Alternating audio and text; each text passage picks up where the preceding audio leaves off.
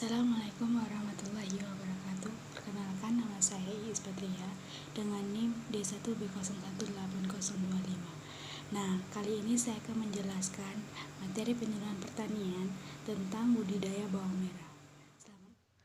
Budidaya bawang merah. Bawang merah itu sendiri dengan nama latin Allium ascalonicum yang merupakan komoditas hortikultura yang memiliki banyak manfaat dan bernilai ekonomis tinggi, serta mempunyai prospek pasar yang menarik. Nah, selama ini budidaya bawang merah diusahakan secara musiman atau yang disebut dengan seasonal, yang pada umumnya dilakukan pada musim kemarau dari bulan April hingga bulan Oktober, sehingga mengakibatkan produksi dan harganya berfluktuasi sepanjang tahun.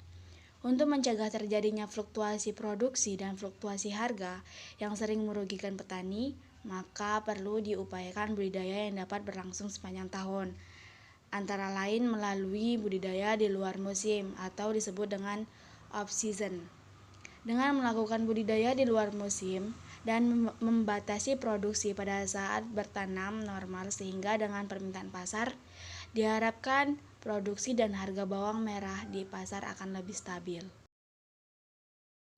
Nah, selanjutnya syarat tumbuh. Bawang merah menyukai daerah yang beriklim kering dengan suhu agak panas dan mendapat sinar matahari lebih dari 12 jam. Bawang merah dapat tumbuh baik di dataran rendah maupun di dataran tinggi hingga mencapai 0 sampai 900 meter di atas permukaan laut dengan curah hujan 300 sampai 2500 mm per tahun dan suhunya minimal 25 derajat Celcius hingga 32 derajat Celcius.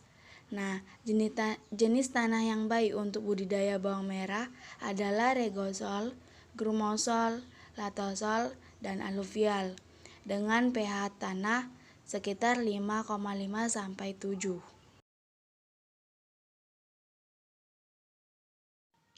Selanjutnya benih. Penggunaan benih yang bermutu merupakan syarat mutlak dalam budidaya bawang merah.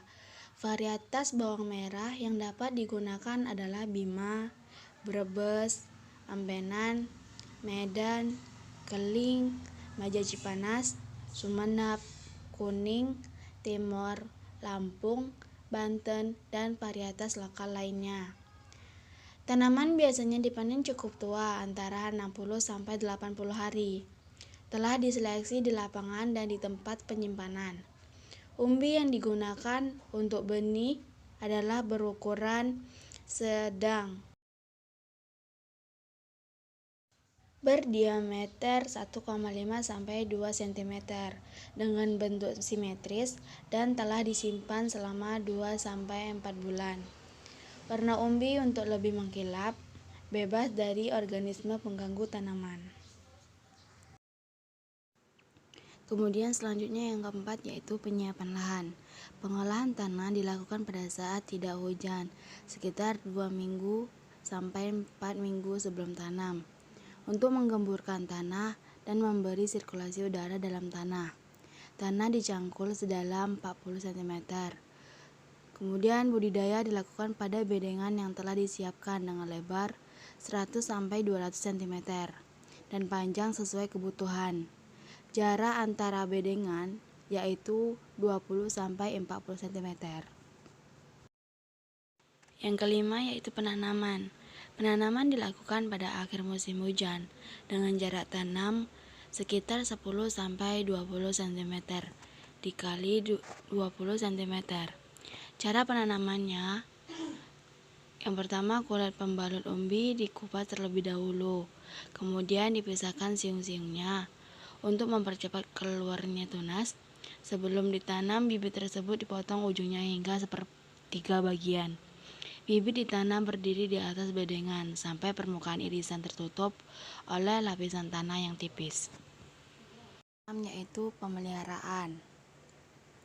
Nah, pemeliharaan ini terbagi menjadi beberapa bagian.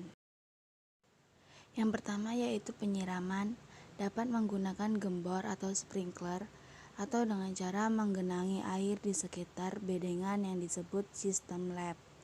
Pengairan dilakukan secara teratur sesuai dengan keperluan tanaman, terutama jika tidak ada hujan. Yang kedua yaitu pemupukan. Pupuk yang diberikan adalah pupuk kandang dengan dosis 10 ton per hektar. Kemudian pupuk buatan dengan dosis urea 100 kg per hektar, ZA 200 kg per hektar, TSP atau SP36 250 kg per hektar. Kemudian KCL 150 kg per hektar. Semua itu sesuai dengan kesuburan tanah.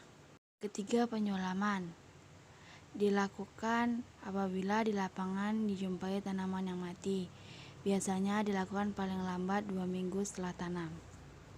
Yang keempat yaitu pembubunan dan penyiangan. Dilakukan bersamaan pada saat tanaman berumur 21 hari. Yang selanjutnya pengendalian hama dilakukan dengan cara yang pertama yaitu sanitasi dan pembuangan gulma. Kemudian yang kedua pengumpulan larva dan memusnahkan. Yang ketiga pengolahan lahan untuk membongkar persembunyian ulat.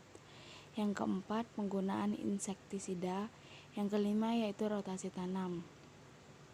Nah, penyakit yang sering menyerang bawang merah adalah bercak ungu, embun tepung, busuk leher batang, antraknose, busuk umbi, layu fusarium, dan busuk basah.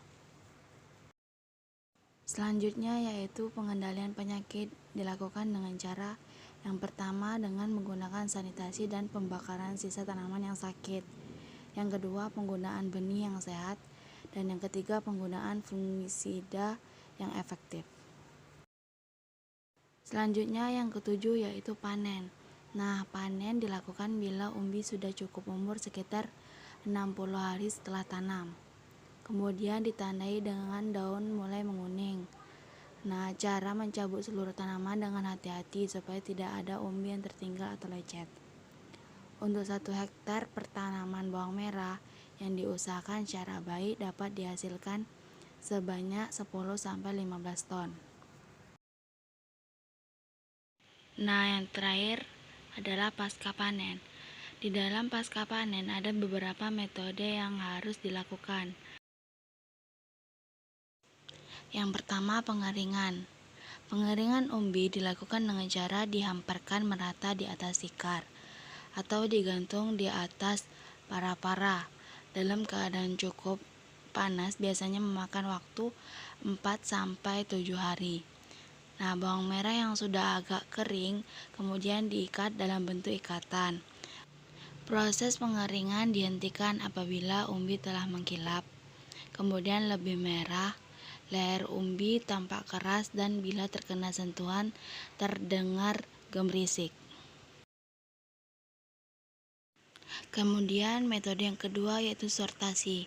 Nah, sortasi ini dilakukan setelah proses pengeringan. Kemudian metode ketiga yaitu ikatan bawang. Nah, ikatan bawang ini dapat disimpan dalam rak penyimpanan atau digantung dengan kadar air 80% sampai 85%. Ruang penyimpanan harus bersih, aerasi cukup baik, dan harus khusus, tidak dicampur dengan komoditas lain. Sekian dari saya materi yang saya sampaikan, semoga bermanfaat dan saya akhiri. Wassalamualaikum warahmatullahi wabarakatuh.